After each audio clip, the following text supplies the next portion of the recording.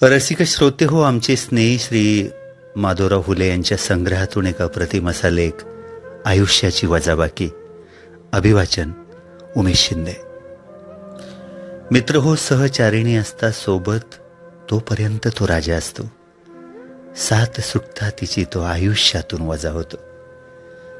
जीवनात प्रत्येक व्यक्तीची कदर करा, कारण हा जन्म पुन्हा मिळत नाही आणि एकदा गेलेली व्यक्ती पुन्हा भेटत नाही.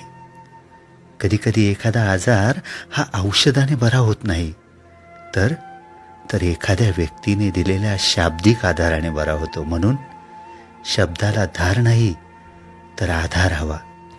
मित्र हो, कायम टिकणारी गोष्ट एकच, ती म्हणजे माणुसकी, नम्रता आणि चारित्र्य. म्हणून पैशापेक्षा जीवाभावाची जिवलग माणसं जोडा आणि जपा.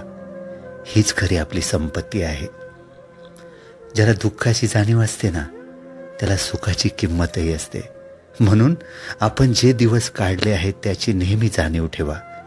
सुंदर चेहरा म्हातारा होतो, बलाढ्य शरीर एक दिवस गळून पडतं, पद सुद्धा एक दिवस निघून जातं, परंतु एक चांगला माणूस नेहमी चांगलाच राहतो बरं का. आणि तोही आपल्या माणसासाठी. आपल्या व्यथा तिथेच मांडा जिथे समाधान मिळेल. आपला माथा तिथेच टेकवा जिथे स्वाभिमान मिळेल. नाहीतर व्यथा आणि माथा तुडवण्यात लोक खूप सराईत आहेत.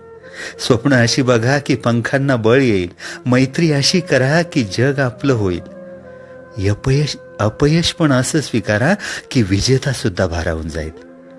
आणि मित्र, माणूस असं बना की माणुसकी सुद्धा नतमस्तक होईल. कधीही कुणाला द्यायचाच असेल तर तुमचा वेळ द्या, कारण इतर वस्तू रागात परत केल्या जातात बरं का. पण दिलेला चांगला वेळ हा कायमच्या अप्रतिम अशा आठवणी देऊन जातो. त्या फेकल्याही जात नाहीत आणि वायाही जात नाहीत.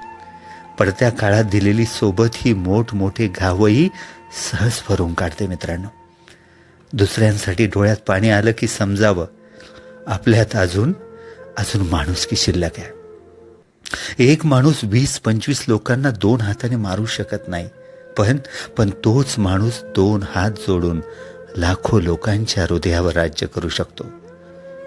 थकलेल्या शरीराला कुठेही झोप लागते हो, पण थकलेल्या मनाला मात्र कुठेच झोप लागत नाही. म्हणूनच शरीर थकलं तरी चालेल, परंतु मनाला कधी थकू देऊ नका. कितीही कमावून ठेवले तरी बाकी राहते शून्य, आणि संकटाच्या वेळी कामाला येतं ते आपल्या कर्माने साठवलेलं पुण्य. माणूस मातीचा आहे की जातीचा हे महत्वाचं नाहीये. माणूस मातीचा आहे की जातीचा आहे हे महत्वाचं नाहीये. अंधारात प्रकाश किती देतो हे महत्वाचं आहे. त्याचप्रमाणे मित्र गरीब आहे की श्रीमंत हे महत्वाचं नाही. तुमच्या संकटात किती खंबीरपणे तुमच्या पाठीशी उभा राहतो हे महत्वाचं आहे.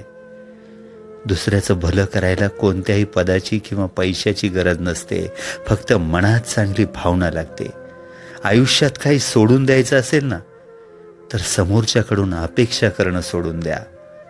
मित्र हो, आयुष्यात जर काही सोडून द्यायचं असेल तर समोरच्याकडून अपेक्षा करणं सोडून द्या. कारण अपेक्षाभंगामुळे आलेलं नैराश्य फार फार कठीण असतं.